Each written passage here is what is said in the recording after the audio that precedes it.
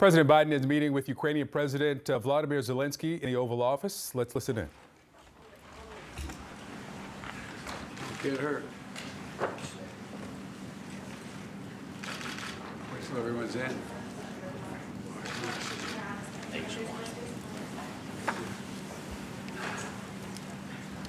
Well, Mr. President, it's good to have you back. I'm delighted you're able to make the trip to be here, and it's an honor to be by your side in the united defense against what is a brutal, brutal war being waged by Putin. 300 days.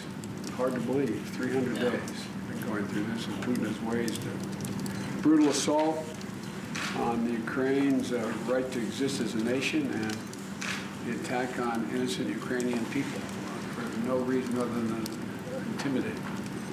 And he's escalated his assault on civilians after hitting schools, orphanages, hospitals, landmarks. And he's trying to use winter as a weapon. But the Ukrainian people continue to inspire the world. I mean that sincerely. Not just inspire us, but inspire the world with their courage and how they have chose their resilience and resolve for their future.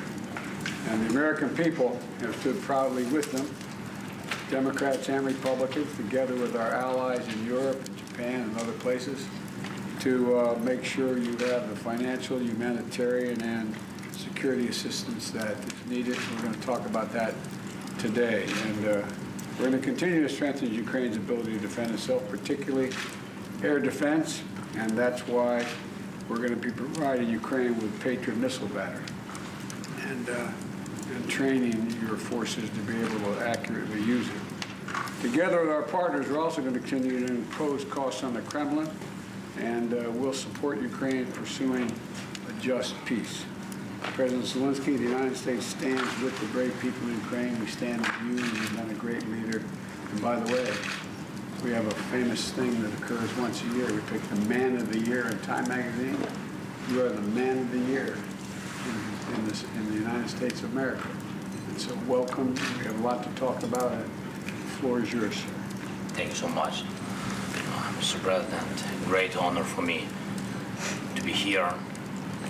Dear journalists, I thank you so much for the invitation. I really wanted to come earlier.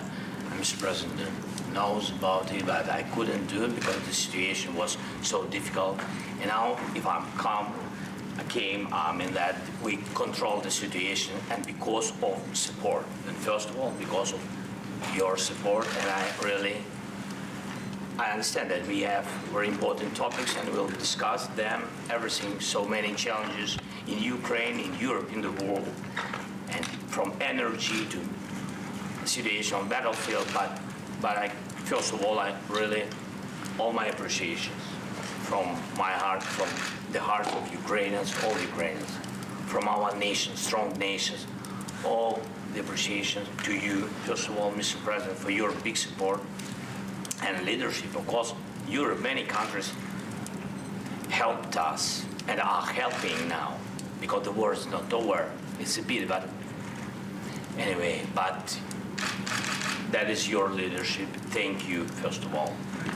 Thank you so much, Mr. President. Of course, thanks my partisan support, thanks Congress, and thanks from our just ordinary people to your ordinary people, Americans. I really appreciate.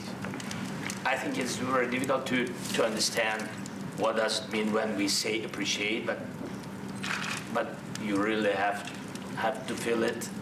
And thank you so much. Great honor to be here. And yesterday I was on Donbass in Bakhmut. That is the place on the east of our country. You know it, all the details.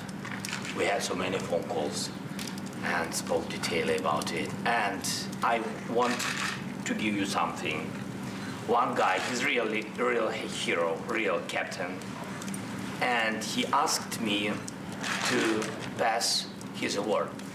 And he asked me to pass his award to President Biden. You will understand, he is the captain of HIMARS battery, Yes, he's very brave, and he said, give it to a very brave president. And I want to give you, that is the cross for military merit. That is one. Oh, God love you. Yes, that is from him, and I have the list. He wrote the list. Yes, I didn't read, Mr. President. I can't read. It's not my. It's in Ukrainian language, but here the translation. It's from Thank him. you. And his name is, I have his name, I could Yes, contact him? yes. Pablo. Pavlo, Pablo. tak. Well, undeserved, but much appreciated. Thank you. Thank you. Thank you. I He will- said that all many his brothers, this system saved. So thank you very much.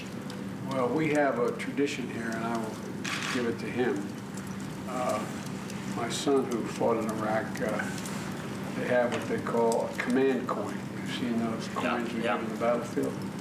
I will make sure that he gets one of those. Right, give me, I will give. Well, thank you. Thank you so much. Appreciate it. What a great honor. Thank you. Great honor. Well, thank you, press. Appreciate it.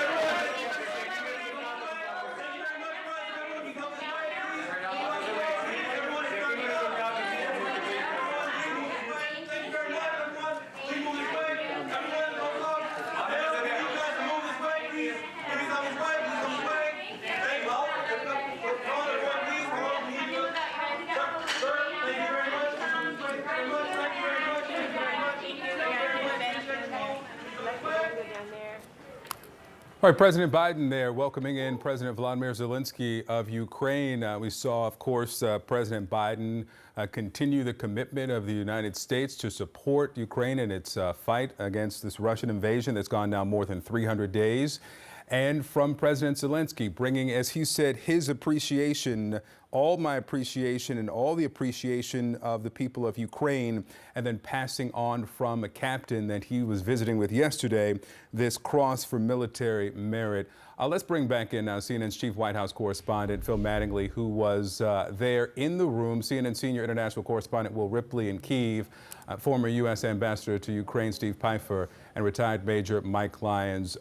Phil, to you, the president, as he received that, said that he would send the command coin back to that captain, but also the quite obvious and genuine appreciation from the president of this cross that he received from the president. What did you see there in the room? Yeah, it was not expected. I can tell you that in terms of bringing folks as we walked out of the Oval Office. And I think it was absolutely, as you heard from the president, as he said, undeserved but very appreciated. And I think that's also a very personal touch to a very real tragedy that President Zelensky is dealing with on a day-to-day basis in his country. And President Zelensky alluded to the fact that, look, they have a relationship between the two of them. They speak on the phone constantly. They have video conferences fairly regularly, but this is their first face-to-face meeting since the invasion, and adding that personal element to what are expected to be very intensive discussions over the course of the next 2 hours, I think is a level of understanding of, I think, personally how President Biden operates and the kind of the depth in which he approaches issues and moments like this, but also a recognition of the necessity of displaying this to the American public as well. So much of this trip is the obvious symbolism, the obvious parallels perhaps to the Churchill speech to Congress in the few days after Pearl Harbor, but also it underscores the moment that Ukraine is in a war that is very much at a stalemate moment right now, where more assistance will be needed, more commitment will be needed, at the same time that the Western coalition that has stood steadfastly behind them is without question dealing with their own individual domestic issues. There's a very real concern about some level of exhaustion on the side of the coalition's part. And so making sure that the actual realities on the ground and what he can bring to help demonstrate that, I think, was critical, given not just what's going to happen over the course of the next several hours, which will be incredibly important, but also what's going to happen over the next several months.